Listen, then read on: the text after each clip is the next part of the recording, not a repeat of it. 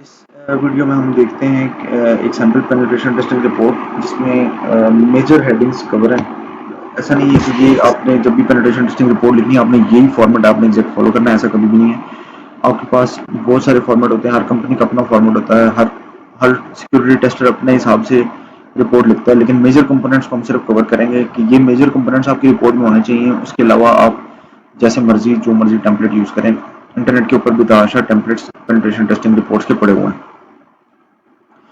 अच्छा, एक जो मेरे पास सैंपल रिपोर्ट है, एक सिंपल आप ये समझ लें कि एक इंटरनल नेटवर्क पेनिट्रेशन टेस्टिंग की रिपोर्ट है किसी कॉर्पोरेशन की। ठीक है, तो ये उसका टाइटल पेज है। उसके बाद आपके सबसे पहले टेबल ऑफ कंटेंट्स आते हैं, ताकि आपके टेबल ऑफ कंटेंट्स किसी भी डॉक्यूमेंट में बहुत इंपॉर्टेंट होते हैं, ताकि आपकी डॉक्यूमेंट को कंप्लीट पढ़ने से पहले आपका डॉक्यूमेंट एक दफ़ा कोई बंदा गो थ्रू करना चाहे कि इसके अंदर क्या क्या मैंशन है, तो उसको पता चल जाए। अच्छा, सबसे पहले आता है इसके अंदर इंट्रोडक्शन। इंट्रोडक्शन के अंदर आपने बताना होता है कि ये डॉक्यूमेंट क्या है। आप ये किस चीज़ की रिपोर्ट आप सबमिट कर रहे हैं, तो आपने इसमें बताना होता है कि फॉर एग्जांपल हमारी सिक्योरिटी कंपनी को एक फलां बैंक ने अप्रोच किया to provide penetration testing services for the banking application and so on so on. तो ये हमें एक प्रोजेक्ट मिला था, या एक सिक्योरिटी असेसमेंट का एक टास्क था जो हमें दिया गया था, जिसको हमने इस इन्वायरमेंट के अंदर एग्जीक्यूट करना था। और ये चीज़ें कंसिडरेशन में थी कि फॉर एग्जांपल ये चीज़ें टेस्ट करनी है, और ये चीज़ें स्कोप में है, ये चीज़ें आउट ऑफ स्कोप है। और ये उसकी एक फाइनल पेनिट्रेशन टेस्टिंग रिपोर्ट है। तो इंट्रोडक्शन में बेसिकली आपने सिंपल ये चीज़ लिखनी होती है। ठीक है, ताकि अगर आपके किसी टॉप मैनेजमेंट वाले बंदे के पास आपकी ये रिपोर्ट जाती है तो उसे पता हो कि यार व्हाट इज पेनिट्रेशन टेस्टिंग। क्यों? क्योंकि उसको नहीं पता कि पेनिट्रेशन टेस्टिंग क्या होती है। उसको नहीं पता कि डेवलपमेंट कैसे होती है, उसको नहीं पता सिक्योरिटी टेस्टिंग क्या होती है। तो इंट्रोडक्शन में बेसिकली आपने सिंपल लिखना होता है कि हमें एक प्रोजेक्ट दिया गया था to test the security of this application, ताकि हम ये चेक कर सकें कि अटैकर जो है वो अगर इस एप्लीकेशन को हैक करने की कोशिश करेगा तो वो क्या क्या आइडेंटिफाई कर सकता है। तो उस पर्सपेक्टिव को ध्यान में रखते हुए हमने कंट्रोल्ड एनवायरनमेंट के अंदर इस एप्लीकेशन की टेस्टिंग की है, और ये उसकी रिपोर्ट है। उसके बाद आ जाता है आपका ऑब्जेक्टिव। ऑब्जेक्टिव क्या होता है कि देखें, हर हर कंपनी का जो, या आप कह लें कि हर पेनिट्रेशन टेस्टिंग प्रोजेक्ट का ऑब्जेक्टिव डिफरेंट होता है। सेम भी हो सकता है, लेकिन depends on company and depends on application कि आपकी पेनिट्रेशन टेस्टिंग का ऑब्जेक्टिव क्या है। कोई कंपनी क्यों पेनिट्रेशन टेस्टिंग करवा रही है। फॉर एग्जांपल टेलीकॉम कंपनी है, तो अगर वो कोई किसी एप्लीकेशन का पेन टेस्ट करवा रहे हैं तो इट मीन्स के उनका गोल है कि कस्टमर की इंफॉर्मेशन को सिक्योर करना। एक बैंकिंग एप्लीकेशन है, तो अगर वो किसी से अपनी सिक्योरिटी टेस्टिंग करवा रहे हैं तो इट मीन्स कि उन्होंने अपने कस्टमर के फाइनेंसिस को सिक्योर करना। तो जो ऑब्जेक्टिव है वो अपने क्लियरली मेंशन करना होता है कि मुझे ये पेनिट्रेशन टेस्टिंग का प्रोजेक्ट दिया गया था, या हमें ये पेनिट्रेशन टेस्टिंग का प्रोजेक्ट मिला था विद दीज ऑब्जेक्टिव्स। ये हमारे ऑब्जेक्टिव्स थे कि हम चेक कर सकें कि सर्वर तो कंप्रोमाइज नहीं हो सकता। इंटरनल नेटवर्क के अंदर जो आपके रोग एम्प्लॉयज होते हैं, या जो इंटरनल अटैकर्स होते हैं, अगर वो कंपनी को नुकसान पहुंचाना चाहें तो वो क्या कुछ कर सकते हैं, एंड सो ऑन। तो हमने इस परस्पेक्टिव में ये पेनिट्रेशन टेस्टिंग कंडक्ट की, क्योंकि हर पेनिट्रेशन टेस्टिंग के जो स्टेप्स हैं, या जो मेथडोलॉजी है, या जो टेक्निक्स यूज होती हैं, वो ऑब्जेक्टिव की बेस पे डिफाइन होती हैं। ठीक है, फॉर एग्जांपल अगर एक कंपनी ने किसी को प्रोजेक्ट दिया है कि जी पेनिट्रेशन टेस्टिंग आपने करनी है हमारे सर्वर्स की, आप चाहे तो डेटा सेंटर वाली बिल्डिंग के अंदर फिजिकली भी इंक्लूड करने की कोशिश कर सकते हैं, तो that will be a part of penetration testing. ठीक है, उसमें उनका, क्योंकि उनका ऑब्जेक्टिव भी ये है कि हम फिजिकली भी चेक करें कि हमारी बिल्डिंग के अंदर एंट्री कितनी आसान है, या जो हमारे बिल्डिंग के अंदर बंदों को एंटर करने का प्रोसेस है वो कितना सिक्योर है। ऐसा ना हो कि कोई भी बंदा डायरेक्टली एंटर होके सर्वर्स के साथ छेड़ सकते हैं। तो ये ऑब्जेक्टिव आपने यहाँ पे क्लियरली मेंशन करने होते हैं कि आपकी पेनिट्रेशन टेस्टिंग एक्टिविटी का ऑब्जेक्टिव मेजर क्या था, जो आपके मेजर ऑब्जेक्टिव्स थे वो क्या थे, गोल्स क्या थे। उसके बाद आपकी रिक्वायरमेंट्स हैं। बेसिकली आप इसमें बता रहे थे कि क्या क्या रिक्वायरमेंट थी इस प्रोजेक्ट के अंदर की। तो बेसिकली एक स्टूडेंट का की पेनिट्रेशन टेस्टिंग रिपोर्ट का सैंपल है। वैसे अगर आप रिक्वायरमेंट्स ऑप्शनल है, लिखना चाहें तो लिख सकते हैं कि रिक्वायरमेंट्स का मतलब ये है कि आपको क्या क्या रिक्वायर्ड था। नॉर्मली हम इस तरह से लिखते हैं कि पेनिट्रेशन टेस्टिंग रिक्वायरमेंट्स के अंदर हमारी क्या क्या चीज़ें हमें रिक्वायर्ड थी, जिस क्या क्या इन्फॉर्मेशन हमें चाहिए थी, जिसकी बेस पे हमने ये पेनिट्रेशन टेस्टिंग कंडक्ट किया। फॉर एग्जांपल मैं कहता हूँ कि ये वाइट बॉक्स पेनिट्रेशन टेस्टिंग थी और इसके अंदर हमें यूजर के अकाउंट्स के यूजर नेम एंड पासवर्ड भी चाहिए थे, तो वो आप यहाँ पे रिक्वायरमेंट्स मेंशन करेंगे। अदरवाइज अगर नहीं है तो कोई इशू नहीं है, इसकी कोई जरूरत नहीं है। अच्छा, उसके बाद आपने ये जो पार्ट है सैंपल रिपोर्ट का, यहाँ पे हाई लेवल समरी, ये बेसिकली आपकी, आप इसे एग्जेक्टिव समरी भी कह सकते हैं, क्योंकि कुछ रिपोर्ट्स के सैंपल्स के टेम्पलेट के अंदर आपको ये एग्जेक्टिव समरी के अंदर मिलेगा। अच्छा, ऑब्जेक्ट इस एग्जेक्टिव समरी का पर्पस क्या है कि आपने जो आपकी टॉप मैनेजमेंट है वो सिर्फ ये पैराग्राफ पढ़ती है। उसको उसको नहीं पता वल्नरेबिलिटी क्या होती है, उसको नहीं पता डेवलपमेंट कैसे होती है, उसको नहीं पता पीएचपी क्या है, उसको नहीं पता सीक्वल क्या है, उसको नहीं पता सीक्वल इंजेक्शन क्या है, तो उसको ये टेक्निकल डिटेल्स नहीं पता होती, तो वो इससे नीचे जाता ही नहीं। जो टॉप मैनेजमेंट है या जो मैनेजमेंट के लोग हैं, उन उनको आपने इन 2 पैराग्राफ्स के अंदर कंप्लीट एक्टिविटी की पिक्चर देनी होती है। जो नॉन टेक्निकल लोग, आपने टेक्निकल डिटेल्स यहाँ पे मेंशन नहीं करनी कि फॉर एग्जांपल आपको सीक्वल इंजेक्शन मिला और उससे आपने डेटाबेस को एक्सट्रैक्ट कर लिया और उससे ये हो गया और उससे वो हो गया, तो यहाँ पे आपने कोई भी टेक्निकल इन्फॉर्मेशन यहाँ पे नहीं लिखनी। एग्जेक्टिव समरी आपने एग्जेक्टिव समरी लिखते वक्त आपने जो ऑडियंस ध्यान में रखनी है वो है आपकी टॉप मैनेजमेंट की। आपने टॉप मैनेजमेंट के हिसाब से ये समरी लिखनी है, ताकि अगर एक लेमैन बंदा या एक मैनेजमेंट का बंदा या एक नॉन टेक्निकल या नॉन कंप्यूटर साइंस बैकग्राउंड का बंदा आपकी ये रिपोर्ट पढ़े, तो एग्जेक्टिव समरी पढ़ के उसे पूरी पिक्चर पेनिट्रेशन टेस्टिंग की सामने आ जाए। कि फॉर एग्जांपल आपने पेनिट्रेशन टेस्टिंग एक्टिविटी कंडक्ट की वेब एप्लीकेशन के ऊपर, आपने देखा कि कैसे कैसे ये हैक हो सकती है, तो उसके अंदर आपको 2 मेजर वल्नरेबिलिटीज मिली, 3 मीडियम मिली, 1 लो मिली। जो मेजर वल्नरेबिलिटीज थी उनका इम्पैक्ट ये है कि फॉर एग्जांपल आपका सर्वर कंप्रोमाइज हो सकता है या उससे कस्टमर की इंफॉर्मेशन लीक हो सकती है। जो मीडियम लेवल की वल्नरेबिलिटीज थी उसमें आप फॉर एग्जांपल बताते हैं कि कोई इस तरह की वल्नरेबिलिटी आपको मिली है जिससे आप कह लें कि आप डिनाइल ऑफ सर्विस परफॉर्म कर सकते हैं या आप सर्विस को डाउन कर सकते हैं, एंड दैट्स इट।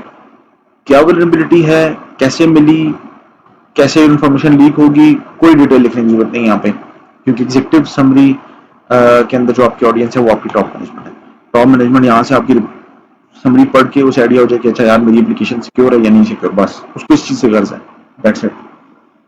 अच्छा, उसके बाद आप रिकमेंडेशंस में एक हाई लेवल रिकमेंडेशंस देते हैं अपने टॉप मैनेजमेंट को प्लस प्रोजेक्ट मैनेजर्स को, कि आपकी जो कंपनी का या इस एप्लीकेशन का जो करंट सिक्योरिटी पॉस्चर है वो वीक है, आपकी एप्लीकेशन इनसिक्योर है, तो उसको फिक्स करने के लिए आप ये चीज़ें कर लें, तो वो आपकी यहाँ पे फिक्स हो जाती है। ठीक है, फॉर एग्जांपल फायरवॉल लगा लें, वेब एप्लीकेशन फायरवॉल परचेज कर लें, ऑब्फस्केशन का कोई टूल परचेज कर लें, कोई एंटीवायरस परचेज कर लें, एंड सो ऑन। यहाँ पे आप उनको एक हाई लेवल रिकमेंडेशन दे रहे होते हैं जो नॉन टेक्निकल रिकमेंडेशन होती है।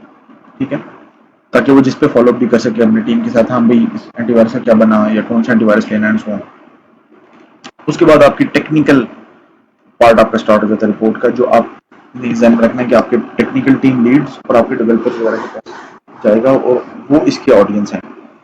सबसे पहले आपने मेथोडोलॉजी लिखनी है कि आपने पेनिट्रेशन टेस्टिंग एक्टिविटी जो परफॉर्म की, आपकी मेथोडोलॉजी क्या थी, आपने किस बेसिस के ऊपर ये पेनिट्रेशन टेस्टिंग परफॉर्म की, आपने कौन सी मेथोडोलॉजी अडॉप्ट की, इंफॉर्मेशन गैदरिंग का क्या प्रोसेस था, कहाँ कहाँ से इंफॉर्मेशन आपने गैदर की, इंफॉर्मेशन गैदरिंग के बाद आपने क्या किया, उसके बाद आपने स्कैनिंग में क्या किया, एक्सप्लॉइटेशन के लिए आपने क्या किया।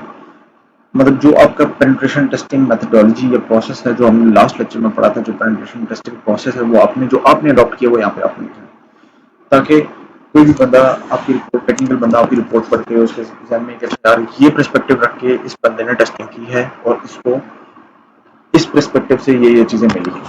उसके बाद आप इन्हीं चीजों को डिटेल में लिखेंगे जो आपने यहाँ पे मेथोडोलॉजी में डिस्कस की। फॉर एग्जांपल पहले इन्फॉर्मेशन गैदरिंग है, इन्फॉर्मेशन गैदरिंग में आप बताएंगे जी आपने इन्फॉर्मेशन गैदरिंग के लिए ये टूल यूज की और ये टेक्निक यूज की, तो आपको इन्फॉर्मेशन गैदरिंग में नेटवर्क के अंदर ये 3 सिस्टम्स मिले, और एक और आपके पास एग्जाम का नेटवर्क था जिसके अंदर आपको ये सिस्टम्स मिले, एंड सो ऑन। ये इन्फॉर्मेशन गैदरिंग आ गई। उसके बाद आपने अब यहाँ पे जिस तरह इस रिपोर्ट का टेम्पलेट इस तरह का इसमें मेथोडोलॉजी वाइज लिखा हुआ है, इन्फॉर्मेशन गैदरिंग की, उसके बाद आप आ गए सर्विस एनुमरेशन के ऊपर, जो आपको इन्फॉर्मेशन मिली या जो आपको सर्वर्स आइडेंटिफाई हुए उनके ऊपर आपने सर्विस एनुमरेशन की कि आपने देखा कि कौन कौन सी पोर्ट्स ओपन है, कौन कौन सी सर्विसेज चल रही हैं, तो वहां से आपने जो इन्फॉर्मेशन एक्सट्रैक्ट की वो आपने यहाँ पे लिखी। उसके बाद आपका जो स्टेप था वो था पेनिट्रेशन कि जो आपके यहाँ पे सर्विसेज आइडेंटिफाई हुई हैं, FTP, SSH, SMTP, वेब की सर्विसेज एंड सो ऑन, जो डिफरेंट सर्विसेज यहाँ पे आपको आइडेंटिफाई हुए हैं, उसके बाद आपने उसकी पेनिट्रेशन टेस्टिंग परफॉर्म की है। और ये वैसे तो ये एक सैम्पल रिपोर्ट है, इसलिए ज़्यादा डिटेल्ड नहीं है। तो यहाँ पे आपने लिखा होता है कि हमें ये चीज़ें इन इन सर्विसेज के अंदर वल्नरेबिलिटीज आइडेंटिफाई हुई और फिर हमने उनमें से ये एक्सप्लॉइट की। अब यहाँ पे सिर्फ एक्सप्लॉइटेड वल्नरेबिलिटीज की डिटेल है क्योंकि ये पेनिट्रेशन टेस्टिंग रिपोर्ट है, ठीक है। तो जो आपने एक्सप्लॉइट की होती है वल्नरेबिलिटीज, उनको आपने यहाँ पे लिखा होता है। अब यहाँ पे फॉर एग्जांपल एक ये वल्नरेबिलिटी है, ये आपने एक्सप्लॉइट की, ठीक है। ये वल्नरेबिलिटी फॉर एग्जांपल आपको मिली, इस सिस्टम के ऊपर मिली, उसकी डिटेल्स क्या है, आपने किस तरह से उसको एक्सप्लॉइट किया, और ये आपने वो यहाँ पे सारी डिटेल मेंशन की। और उसके बाद आपने यहाँ पे फिक्स बताया उसका कि ये कैसे फिक्स होगी, ठीक है। कि ये जो इस सर्वर के डेवलपर्स हैं उन्होंने एक पैच रिलीज किया, तो पैच आप यहाँ से डाउनलोड करें और इंस्टॉल करें। इसकी सिवियरिटी आपने बताई कि क्रिटिकल है, हाई, मीडियम, लो, इसका इम्पैक्ट क्या है। उसके बाद आपने जो मैं बात करता हूँ डिटेल्ड आपने स्टेप्स लिखते हैं ताकि अगर कोई डेवलपर या नॉन सिक्योरिटी प्रोफेशनल आपका ये रिपोर्ट पढ़े तो वो एग्जैक्टली उसी रिजल्ट पे पहुंचे जिस पे आप पहुंचे। तो आपने यहाँ पे प्रूफ ऑफ कॉन्सेप्ट का कोड भी दिया कि ये वो कोड था जिसको मैंने चलाया, तो ये सर्विस मैंने एक्सप्लॉइट की, ताकि वो अगर ये कोड चलाए तो एज इट इज उस सर्विस को एक्सप्लॉइट कर सके। और साथ आपने स्क्रीनशॉट या जो भी आपके पास एविडेंस है वो आपने देना। Evidence is a must, evidence आपने लाजमी देना होता है। आप एविडेंस के बगैर कोई चीज़ क्लेम नहीं कर सकते। पेनिट्रेशन टेस्टिंग रिपोर्ट के अंदर आपने एविडेंस लाजमी देना होता है। क्यों? क्योंकि आपको कोई चैलेंज कर सकता है कि यार आपने ऐसे लिख दिया, तो आपने इसीलिए उसके स्नैपशॉट्स वगैरह साथ लगाने होते हैं।